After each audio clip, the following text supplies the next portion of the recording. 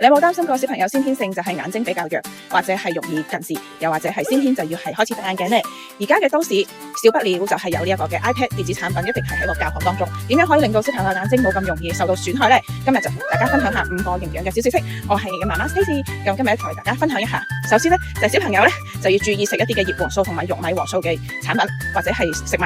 咁呢，因為呢兩樣嘢呢係黃斑部嘅重要色素，可以幫助我哋呢過濾一啲嘅藍光，減少自由基對視網膜嘅傷害。咁平時呢中意睇手提電腦啊，或者係 iPad 啊，或者手機嘅小朋友特別就要留意啦。咁呢啲嘅黃斑部嘅重要顏色色素呢，即係葉黃素同埋玉米黃素呢，就係嚟自於深綠色嘅菜嘅，即係譬如係呢個嘅菠菜啊、羽衣甘藍啊、芥蘭啊，或者係綠色嘅花椰菜等等。咁呢，大家呢就可以叫小朋友呢食多啲啦。咁第二樣嘢呢，就係維他命 A。咁因為維他命 A 呢，就係一個視紫質嘅合成同埋夜間視力係相當之有關係嘅。咁如果係缺乏呢一樣嘢嘅話，就容易眼乾啦、夜盲症啦，或者係眼睛嘅表面黏膜呢，亦都會冇咁好嘅。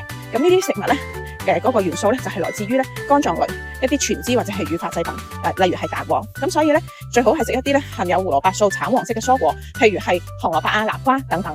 咁第三呢，就係 Omega 3啦，特別係要睇嘅就係 DHA， 因為 DHA 咧係視網膜細胞入邊咧重要嘅成分。咁小朋友對視網膜同埋神經發育咧係特別關鍵嘅，咁所以咧亦都可以連結到咧專注力嘅學習。咁呢個食物來源就係深海魚啦，包括三文魚、青魚、核桃、亞麻籽等等嘅。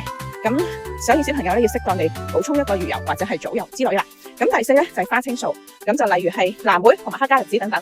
咁因為呢個都係屬於類黃酮，咁係視紫質代謝同埋微細血管嘅健康係有關嘅。咁所以眼睛咧嗰個明暗嘅變化，咁係來自於呢一樣嘢，都係減少眼睛嘅疲勞或者係氧化嘅傷害。咁主要就係深紫色嘅食物啦，即係譬如係藍莓啊、黑莓啊、提子啊等等。咁最後咧就係抗氧化嘅維他命 C 同 E， 咁咧就可以幫助我哋咧就係抗氧化。咁咧亦都可以保護眼睛嘅微血管同埋水晶體。咁維他命 C 嘅來源就係呢個嘅奇異果啦、柑橘類啦、番茄仔啦。咁維他命 E 咧就係堅果或者植物油。咁如果大家咧想要容易啲記嘅話，咁你就記住一啲彩虹色嘅食物，健康嘅食勻晒，咁就一定冇問題啦。咁大家就記得留意小朋友嘅眼睛健康，希望佢哋咧做一個靚仔靚女嘅大眼寶寶。拜拜。